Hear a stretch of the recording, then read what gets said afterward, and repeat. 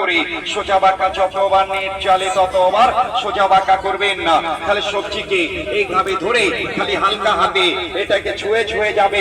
এটা single single ভাজি হবে, এটা আলু ভাজি, মূলা ভাজি, গাজর ভাজি, পেঁপে ভাজি, এইভাবে কুচি ভাজি করবেন। এই জায়গায় এটাকে চাপ দিয়া কাটবেন, একটা সোজা করে একটা বাঁকা করে, এইভাবে নেট চালে হবে।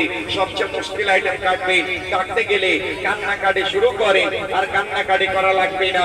এটাকে এইভাবে কাজ করবেন, আর এই সাইডে কাজ করবেন। এই পাশে কুচি হবে, এই পাশে কাটবেন। এটা গোল গোল করে কাটবে, চোখ চলবে না, হাত কাটবে না। যে কোনো সবজিকে কাটবে, যে কোনো সবজিকে ছিলবেন। এটাকে এইভাবে ধরে এটা প্লেন প্লেটে প্লেন ছিলা যাবে। এটাকে সাইড চেঞ্জ করবেন। এটা কাটা চামচের কাজ হবে, যেটা আপনারা ঘরে বসে কাটা চামচ দিয়া করেন, এখন এক মেশিনে হবে। এইভাবে ধরে এইভাবে কাট করবেন, এইভাবে ফুলের মতন স্টার ডিজাইন হবে।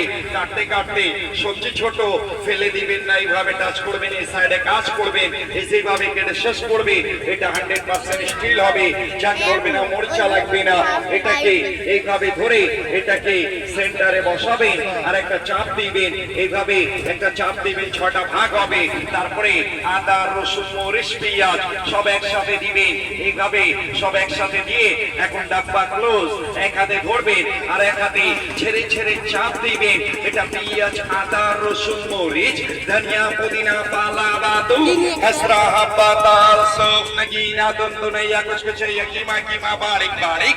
এইভাবে সব